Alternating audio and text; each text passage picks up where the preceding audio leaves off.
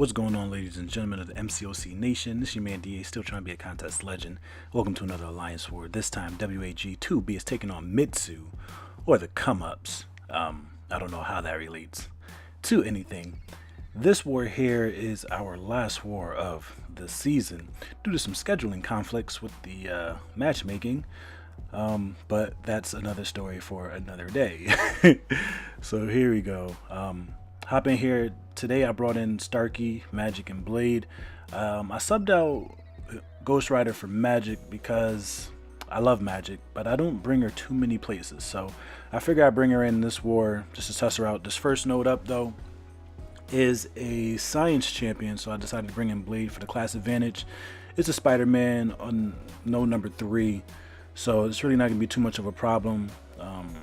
You know, it's the first fight.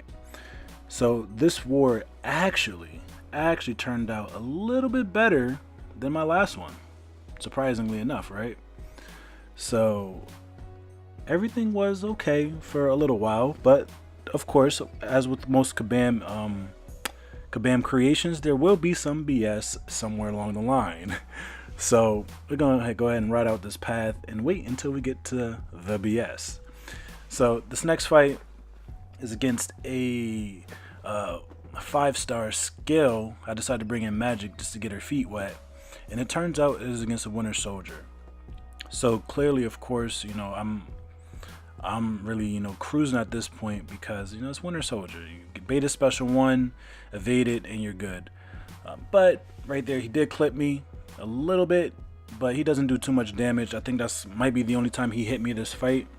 Other than that, I just try to work to the special 2 to get the power lock on him, and then I'll get into my rhythm with Magic, with the intercepts and the 4-hit combos, just building up to the special 2 again. But it's unnecessary, as Magic at rank 4, level 55, is a monster. And if you don't know, you need to get yourself on the game, because I, for a little while, was unaware of Magic's capabilities. I've known she was a beastie, but I didn't know to what extent she was a beast, and now I must say I truly love her.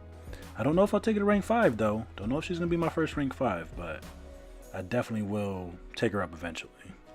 Cause, you know, at first, you know, our rank 5 stars are gonna be rare, but pretty soon we'll be getting more of the, tier 5 basics. We'll be getting more of those, so it's only a matter of time.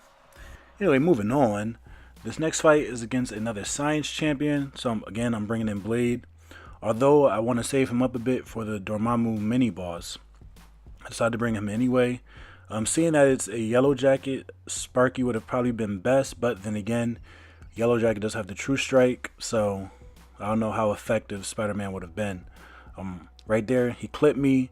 At the end of his combo, he had a special 1 and launched it right away, so there's really no time for me to react. So now I'm really more aware of it after suffering the stun from the power lock thing, power sting that Yellow Jacket does.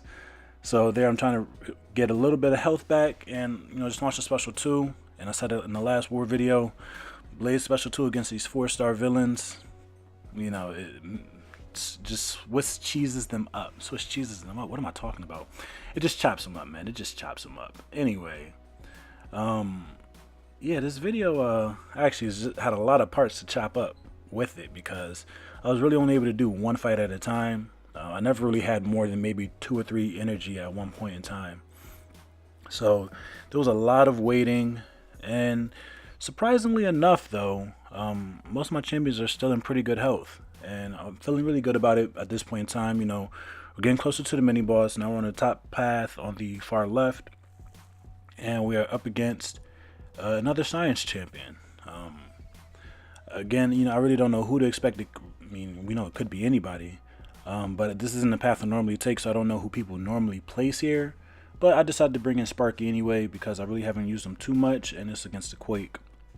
Now, I don't know if it's in this fight or the one after, where things kind of start to get weird. But anyway, I start to work my Sparky strategy, as you know everybody's is, build up a couple of poise charges, and I mistimed an intercept there and threw a light, and she ended up countering me And right there, I don't know what I was doing. I don't know if it was the limber that this person has on their profile, but I went for the heavy attack, but I was way off. I landed it there the second time. Of course, Sparky is strong, so he ends the fight rather easily. There really wasn't much of a problem there. But in one of these next fights coming up, the BS does start, and I don't think it's here. As a matter of fact, no, I know it's not on this next fight coming up. But actually, no, there is some BS right here. Because I wanted to move to the next node. You see the little spinny thing down there, bottom right hand corner. And, I'm waiting to move, and I'm waiting for it to happen. And of course, the problem is with my network connection. It's always my fault. It's never Kabam's fault. It's never the game's fault. It's always my fault. So it finally lets us in. We're going up against a 5-star tech, and I decided to bring in magic again, and we end up against a green goblin. Green goblin isn't that difficult, I don't think, even with this little bit of regen, which is meh. But right there, trying to work the parry strategy, and I missed because he evaded back when he should have been going forward. So yeah. And right there, I worked on it to a special 3, but I had my special 2, so it's really not much of an issue there. Right now, I'm in the rhythm. He launches special 2. Who was that the special 1? It doesn't matter. He missed. So, yeah, with magic, like I said, if you don't know, you can really cruise through a lot of content with the strong magic. She will definitely make things easier for you in life. So, that was cake work. But in this next fight up, this is where the mess starts. And the first hiccup, I will admit, was my own. I'm not going to lay that at the feet of Kabam. The first one is definitely my own fault. And you'll see what I'm talking about. So I see I'm going up against a 4-star mutant champion. Now, Sparky has the class advantage over mutants being a tech. And this is the Bane and True Strike node. So I'm like, okay. I'm going to bring Sparky, build up some point charges initially. And then, then work it off with Bane. But I accidentally brought in Blade. And right there you see I evaded back immediately thinking I had Sparky. Didn't work. I went for an attack, got parried, and Bane ended up taking me out. So I was shocked, to say the least, to see Blade in there. I didn't switch him out. And I'm so frustrated right now. You see me, I click on Sparky because I'm like, you were supposed to be in there. So, can't change the past though. So I do finally get it right. Bring in the correct champion.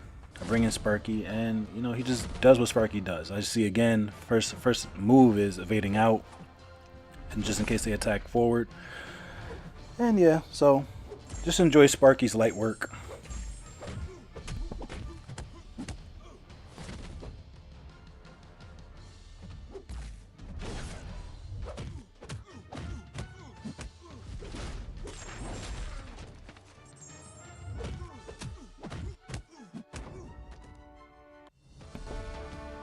It was very frustrating, to say the least, that I lost one champion unnecessarily there. But due to my shock and awe and surprise and deep sadness, I lost a champ unnecessarily. And I think it really kind of screwed me up moving forward. Because I'm supposed to be going into this Dormammu fight with Blade. It's villain, dimensional being, mystic, all that jazz. Although I don't have all the synergies. But still. Enhanced special 2 bias. I'm like, okay. Magic should be able to take him out. It's a rank 5 Dormammu. I'm questioning whether or not I should boost up for this fight, but I decide against it. And yeah, here we go. Magic against Dormammu. It should be Blade against Dormammu.